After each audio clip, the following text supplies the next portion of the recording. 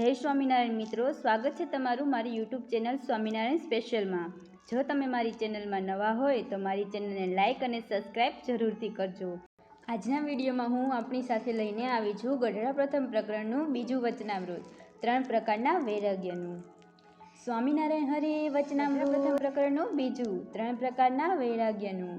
સ્વામિનારાયણ હરે સંવંત 1876ના માગસર સુધી પંચમીને દિવસે શ્રીજી મહારાજ શ્રી ગઢડા મધ્ય દાદા ખાચરના દરબારમાં રાત્રિને સમયે બિરાજમાન હતા ને સર્વ શ્વેત વસ્ત્ર ધારણ કર્યા હતા અને પોતાના મુખારવિંદની આગળ સાધુ તથા દેશ દેશના હરિભક્તની સભા ભરાઈને બેઠી હતી। પછી માયારામ ભટ્ટે શ્રીજી મહારાજ પ્રત્યે પ્રશ્ન પૂછ્યો જે, હે મહારાજ, ઉત્તમ, મધ્ય અને કનિષ્ઠ એ 3 પ્રકારનો જે વૈરાગ્ય તેના શા લક્ષણ છે તે કહો।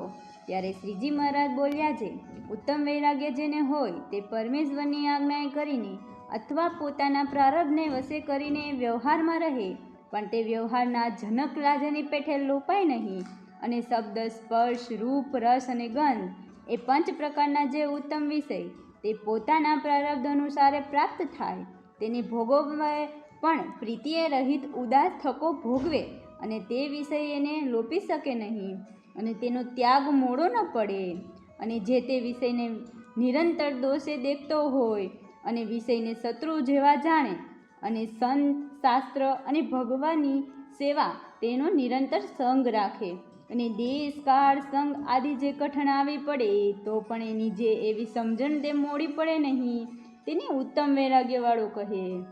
અને જેને મધ્ય વૈરાગ્ય હોય તે પણ ઉત્તમ એવા જે 5 પ્રકારના વિષય તેને ભોગવે, પણ તેમાં આસક્ત થાય નહીં, અને જો દેશ, કાળ, સંગ કઠણ પ્રાપ્ત થાય તો વિષયને વિશે બંધાઈ જાય અને વૈરાગ્ય મંદ પડી જાય, તેને મધ્યમ વૈરાગ્યવાળો કહીએ।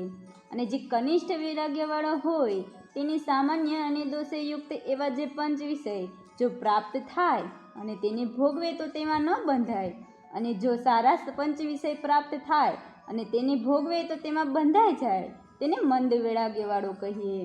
ઇતિ વચનામૃત એવી રીતે ગઢડા પ્રથમ પ્રકરણનું જે તે થયું।